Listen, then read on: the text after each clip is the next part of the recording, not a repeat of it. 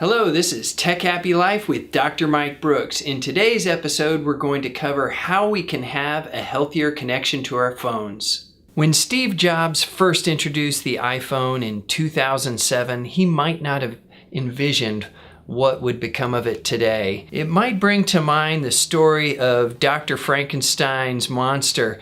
When Dr. Frankenstein first created this creature, he had good intentions. He used science and technology to bring this being into the world, but then it took on a life of its own. And you also might think of the subject of every Michael Crichton book and movie. Think of Jurassic Park and Westworld, where a scientist brings in something new to the world with the best of intentions, and then the law of unintended consequences kicks in. Now, if we look at how far we've come from 2007 to 2019, we see that our smartphone use permeates every part of our society and our daily lives. Computer scientist and author Cal Newport, who's a professor at Georgetown University, writes a lot about technology and how it has an effect on our lives. And one thing he's pointed out is it was originally designed as a tool, our smartphones were, and now they've become our constant companion. I might go a step further than calling them our constant companions. That brings to mind, it could be a friend, a romantic partner.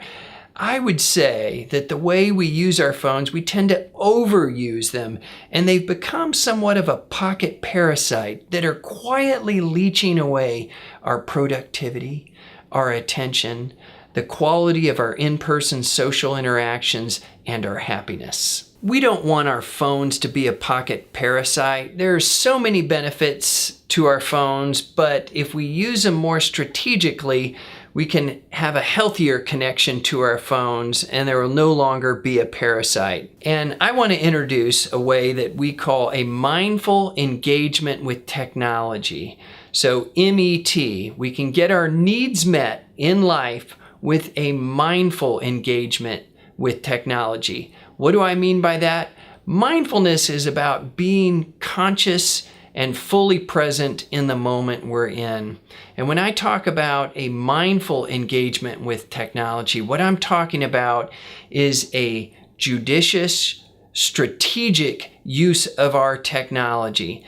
So that is, we use our phones for a specific purpose that we have in mind, and then we put them away, instead of this habitual, reflexive way that we tend to use them. In line with this mindful engagement with technology, I'm going to give a few strategies. And one is using screen time. That's part of the Apple product line. If you have an Android, it's called digital well-being. But with your iPhones, with screen time, what you can do is limit your access to certain apps and features of the phone that you tend to spend a lot of mindless time on. So let's say at night you tend to look at Instagram or your email or your news feed, and you just spend a lot of time. Maybe you're looking at cat videos, but you know it's kind of mindless. It's fluff. It's keeping you up late. You can enable screen time to limit your time on all those apps. Now, here's the thing. You can bypass screen time, but it'll give you an hourglass that says, do you want to bypass this? And it gives you enough time to think, do I really want to bypass this, or am I just mindlessly looking at this? Another strategy you can use to keep your phone from being that pocket parasite is turn off all notifications that you can. Now, that's a really important feature of our phones, and when I present on this topic, that ends up being one of the ones that people say is most useful. So you can go into your iPhone and set that and turn off as many notifications as you can. And the reason is our phones are constantly getting new information and pushing that to us. They're buzzing, and that automatically takes our attention away from maybe the people or our work at hand, and it turns it to the phone. Even if we try to ignore it, our attention has already been diverted to the phone. So we turn off as many of these as we can. We can always turn them back on at times where we need them, but the default should be that we turn off as many as possible. Just know you will have messages waiting for you. The thing is, we want to decide when to check our phones and not have our phones telling us we need to check them. So a third strategy I want to give you is when you walk, just walk.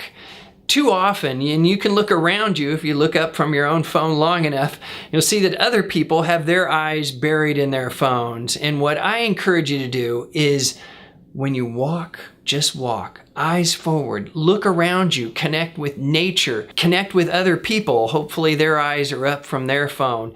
Here's the thing, whatever messages that are coming through on your phone, they're still gonna be there when you get to your destination. And here's another thing. While we're looking at our phones, maybe we're looking at Tinder, who knows, but the love of our life is probably not in the phone. They're more likely to be behind it. If we can get off our own phones long enough, we can connect with the people around us. And it could be the love of our life. It could be a friend we haven't seen in ages, and they could be walking right past us, but we'll never know because our eyes are buried in our phones. And here's the thing, there's a lot of research that shows that social integration, the day-to-day social interactions that we have are what grease the wheels of our happiness in life. So it's so important to keep your eyes up and forward. This has been Tech Happy Life with Dr. Mike Brooks. Thanks so much for joining me today. And remember, my book, Tech Generation, Raising Balanced Kids in a Hyper-Connected World, is available on Amazon, and it contains a lot of these ideas and much more. So thanks again, and I look forward to seeing you in the next episode.